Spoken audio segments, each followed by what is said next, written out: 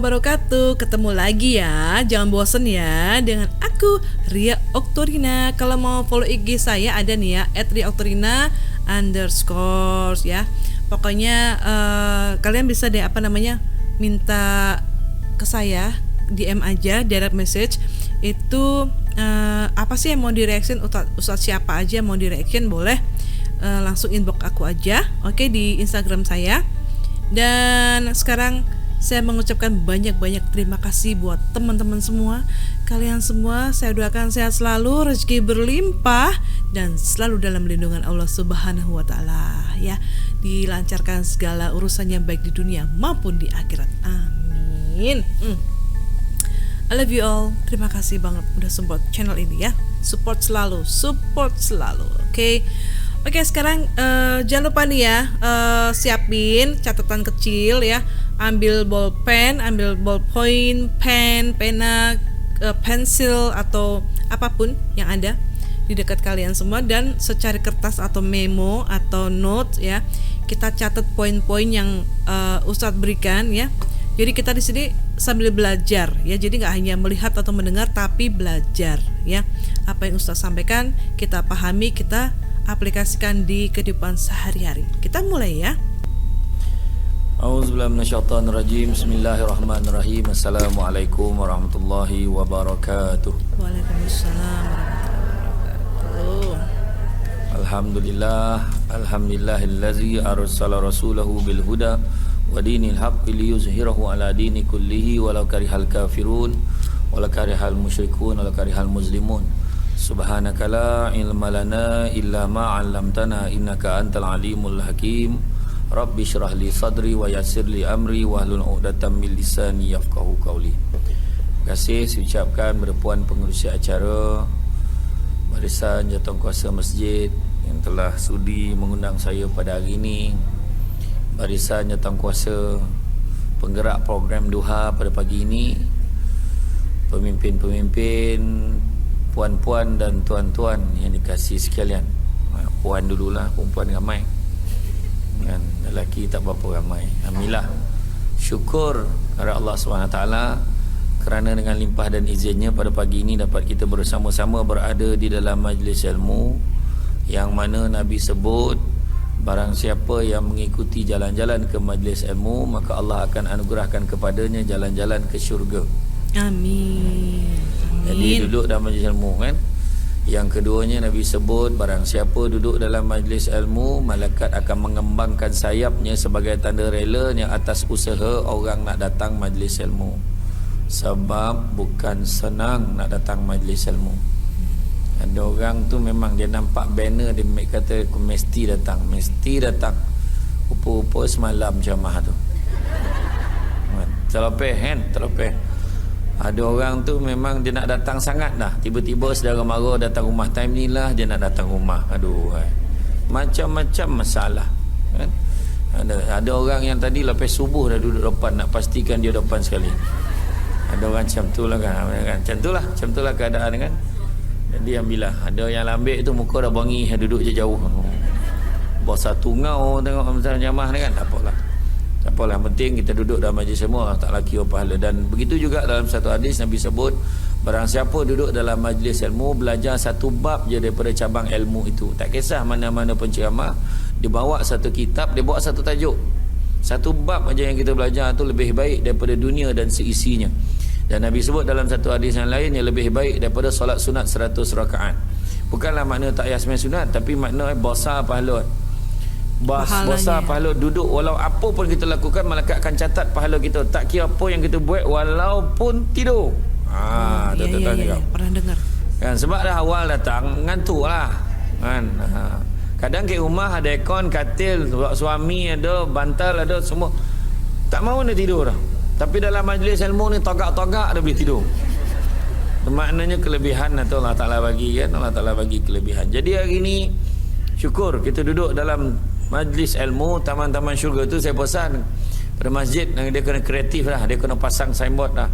Anda ingin ke taman syurga 500 meter belok kiri macam tu kan. Jadi bagi tarikan sikit. Signboard tu lain macam, tahniah, Anda telah berjaya membawa keluarga anda ke rumah Allah. Ada pula kan signboard ke depan tu. Ini tak habis-habis gambar kubur kan. Semayanglah kamu sebelum kamu disemayangkan. Daripada dulu. Yang dah ada tu tak payahlah buang dah ada, biarlah kan. Masa tambah yang kreatif tu kan. Awas, di sini ada pencuri. Semua tompek ada pencuri kat masjid tak apa. Memang orang tahu semua tompek ada pencuri. Macam mana kan? Jadi awak pula tengah ambil semayang, nampak signboard tu, di sini ada pencuri tinjau. Mana pula pencuri? Baca meh nampak tengah ngondap seorang dalam masjid tu. Agak yang terbongkok tu dia Bahal tu imam tu. Nampak tak? Tu contoh kan. Nampak. Kan banyak hal lah tu kan. Itulah dia. Jadi hari ni cerita hijrah dan kemerdekaan katanya. Hijrah dan kemerdekaan itu sedetik merdeka. Apa? Selingkar hijrah, macam itulah tajuk tu orang bagi kat saya tu. Sebab roket-roket kan. Dia melalak, dia menyalak, merdeka tu. Merdeka dengan berapa luk lelaki perempuan. Lepas itu besok tu 1 Muharram detik permulaan kan, tahun ni tu yang dahsyat kan. Orang yang sama masalah kan. Tu perangai tu kan. Tu saya cadang lain kali kalau buat malam merdeka ni, macam kita buat, kalau perasan lah yang karnival yang buat kat masjid kat Puncak Alam tu, malam tahun baru kita buat forum perdana masa tu. Saya, Ustaz Abdullah Khairi, Ustaz Aslin Bollywood dengan Ustaz Syed Nur Hisham Tuan Padang. Kita orang berempat malam tu sampai tengah malam. Lepas tu countdown kalau kita buat countdown, kita boleh buat majlis tu sambut tengah malam. Lepas maghrib tu buat lah mahaban berjanji, tak kisah. Pukul 9 kita buat forum sampai pukul 12 countdown. Pukul 12 tu sampai 9, 5, 4, 3, 2, 1 azan, Allahu Akbar. Macam tu ubah sikit kan. Ayo contoh macam majlis ilmu ni kan. Kalau saya tengok masa saya ceramah di Brunei tu, Pak, bukan main-main. Brunei pun dah sampai ni. Ingat Seremban Kelumpur banyak sampai pergi kan. Banyak dah negara saya pergi. Brunei, Korea, Kamboja, Korea, Brunei. Nampak warna tu tempat pergi kan. Tak ada lah kan. Kalau di Brunei nak tunjuk negara Islam kan, macam tu kan, dia setiap majlis ilmu dia, majlis rasmi dia akan mula dengan apa? Bukan Al-Fatihah tau, dia mula ngaji tu. Kita mungkin boleh buat lepas ni. Mula tu ngaji tak payah panjang tau. Suruh macam mungkin siapa anak-anak Qariah yang pandai ngaji tu, suruh dia ngaji baca dalam 5 ayat cukup yang berlagu. Lepas tu pengacara majlis pula sebut terima kasih kepada adik yang telah membacakan surah As-Saff ayat 10, 11, 12 dan 13. Antara lain, surah tersebut menekankan tentang wahai orang-orang beriman. Dia baca tafsir. Kita sesama pek pala. Nampak tak? Lepas tu barulah. Jadi bagi mulakan majlis kita pada ini, kita mulakan dengan umul kitab Al-Fatihah. Macam tu lain kali lah. Ini contoh cadangan kan. Kemudian bila cerita tentang hijrah dan kemerdekaan, apakah hijrah itu? Apakah hijrah? Dan macam-macam pandangan kita kan tengok hijrah. Hijrah ni Nabi kata selepas penghijrahan Fathu Makkah, lepas pada Nabi keluar pada Mekah pergi ke Madinah, tak ada lagi dah hijrah selepas itu. Kenapa Nabi cakap macam tu? Tak ada lagi dah. Yang ada cuma niat dan jihad, Nabi kata. Niat dan jihad. Kalau kita imbas balik tengok macam mana ketika peristiwa Isra dan Mi'raj. Nabi dibawa nak menghadap Allah Subhanahu Wa Taala. Sebab Nabi tengah sedih mana. Nabi masa tu sedih pada tahun kesedihan. Nabi sedih sebab kehilangan 2 insan yang paling disayanginya, iaitu pertamanya isterinya Siti Khadijah dan keduanya bapa saudaranya Abi Talib kan. Jadi Nabi jumpa Allah. Jadi terubik hati Nabi nak menghadap Allah ni. Dalam perjalanan Nabi dibawa oleh siapa? Nabi dibimbing oleh malaikat yang paling glamour sekali, malaikat Jibril. Nak bagi nama anak boleh nama malaikat Jibril, Mikail, Israfil boleh. Jangan malaikat maut tak. Kan? Ada orang cakap tak nama malaikat maut boleh tak? Kan? Tak payahlah kan. Jadi letak apa, Nabi dibawa oleh Jibril dalam perjalanan, ditunjuk ni Baitul Laham, ni Bukit Tursina, tu kau nampak tu Yathrib, dia kata. Nabi pun pandang Yathrib. Kenapa dengan Yathrib? Tak lama lagi kau akan berhijrah ke sana.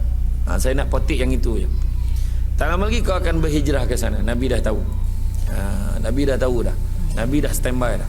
Jadi apakala Nabi diperintahkan oleh Allah berhijrah, Nabi tidak, pun tidak.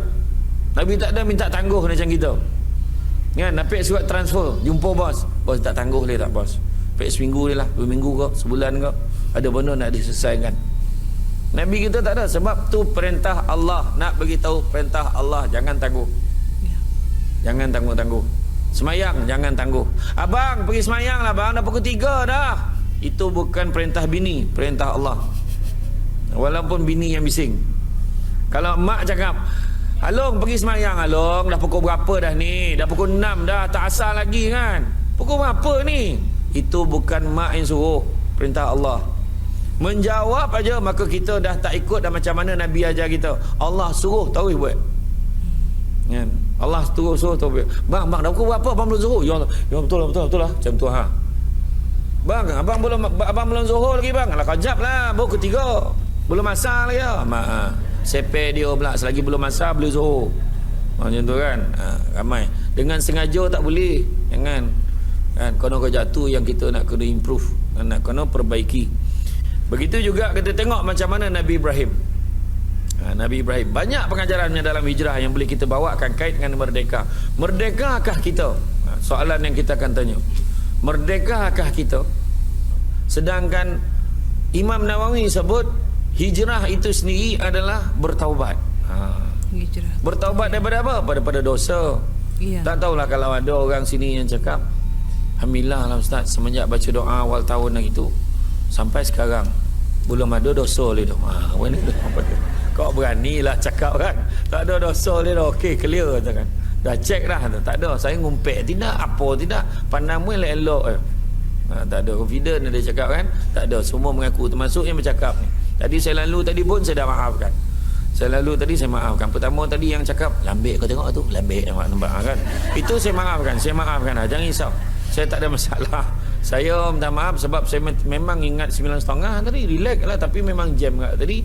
Tapi alhamdulillah lah, okey lah tu kan, dalam lambik lah habis kan, lambik macam mana. Lepas tu lalu tadi ngumpet pun saya maafkan. Saya maaf kan, tinggi kan, saya maaf dah. Salah pula saya tinggi, alah, semua tompek macam tu.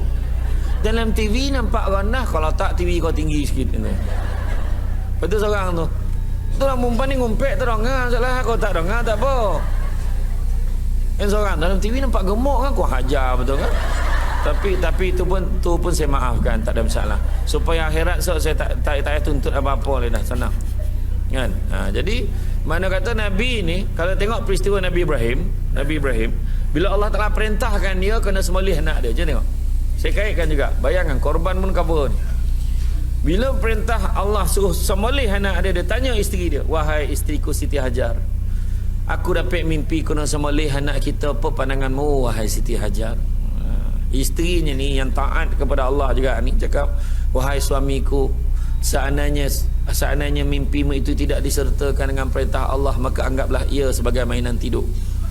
Tapi seandainya mimpimu itu disertakan dengan wahyu perintah Allah, maka laksanakanlah ia. Macam tu kan. Bezalah dengan kita. Suami kita cakap, abang tadi pek mimpi kena sembelih anak kita, apa pandangan kau? Mengigau tengah hari membabit orang, mungkin macam tu lah jawapan kita kan. Tanya pula Nabi Ibrahim tanya anak dia Ismail, wahai Ismail, aku dapat mimpi kena sembelih kau, apa pandangan kau? Aku kena sembelih kau untuk korban nanti, apa pandangan kau? Maka jawab Nabi Ismail, wahai ayahandaku, kalau itulah perintah Allah, maka kau laksanakanlah ia. Sesungguhnya aku tergolong di kalangan orang-orang yang sabar. Macam tu anak Nabi Ibrahim, Nabi Ismail. Kalau anak kita, halung, abah dapat mimpi kena sembelih kau, apa pandangan kau? Long, macamnya lah bah, kalau abah nak sembelih angah dia. Angah banyak sikit daging dia nak ngelak yang dia kan. Tak sama. Jadi apa poin yang saya nak cakap? Poin yang saya nak cakap, apabila dah berlaku keadaan dia nak sembelih anak dia kan, apa yang berlaku? Masyarakat sekitar semua balun dia kan, cakap apa? Gila Ibrahim ni, hari ni anak dia nak sembelih, jangan-jangan besok kita pula anak dia sembelihnya. Tu ayat dia. Nak beritahu ke semua orang, buat benda baik Allah suruh, kadang-kadang cakap-cakap orang memang sampai. Kita bukan kau nak sembelih anak kita, suruh pergi semayang. Dan bukan tak nak pergi masjid tu. Kan orang cakap apa pula. Peduli lah orang cakap. Kalau ni cakap, dan selama ni tak pernah pergi masjid, tiba-tiba Samsul Debat datang, baru dah datang. Contoh lah kan, contoh. Kan dah kono kan, selama ni tak nak nampak. Jangan risau datang, kita datang ibadah ke masjid bukan kerana manusia, ingat tu. Datang kerana Allah.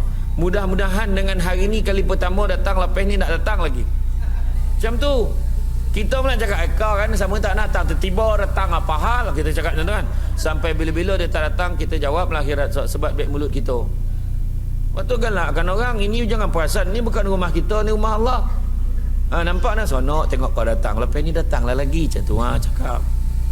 Ada orang kalau dah lama tak datang, tak pernah datang, tiba-tiba datang. Salah satu sebab kenapa? Nak kenduri tu. Tu ada juga seorang macam tu, nak kenduri. Mam nak ada hajat sikit lah mam. Nak ajak kenduri kat rumah, kenduri doa selamat. Patutlah nampak muka ni dalam hati. Hati imam tak cakap lah. Yang paling best tu, imam mana imam? Dia tanya imam mana? Imam. Yang dia tanya imam tu punya bangang imam tu. Iya, orang malah ada tengok dak ni kan. Tapi itulah dia kan. Cakap-cakap orang. Saya nak beritahu, dengar ayat saya sebut ni. Barang siapa yang beribadah kerana manusia, hukumnya riak. Barang siapa yang tidak beribadah kerana manusia, hukumnya syirik. Sebab apa? Seolah-olah ada yang besar daripada Allah menyebabkan dia tak nak beribadah kepada Allah. Ingat tu. Jadi pergi masjid, pergi apa, botolkan niat. Itu sebab Nabi sebut tak ada lagi hijrah selepas ni, yang ada cuma niat dan jihad. Oke teman-teman, tadi ceramahnya ini tentang hijrah dan kemerdekaan ya. Di sini Rasulullah maksudnya berkata bahwa tidak ada hijrah dan kemerdekaan, tapi yang ada niat dan jihad. Nah, karena apa? Hijrah ada bermacam-macam ya. Jadi hijrah karena manusia itu kan jatuhnya tadi kan kayak nggak ikhlas gitu kan, seperti itu. Kalau terus ada yang hijrah karena apa tadi? Terus jatuhnya syirik tadi loh. Nah itu. Jadi yang di sini di poinnya adalah niat. Yang ada tuh niat dan jihad. Nah apa yang kita lakukan itu adalah jihad dan niat kita. Oh my god. Oke, sekian. Jangan lupa klik like, komen, dan subscribe channel ini. Oke?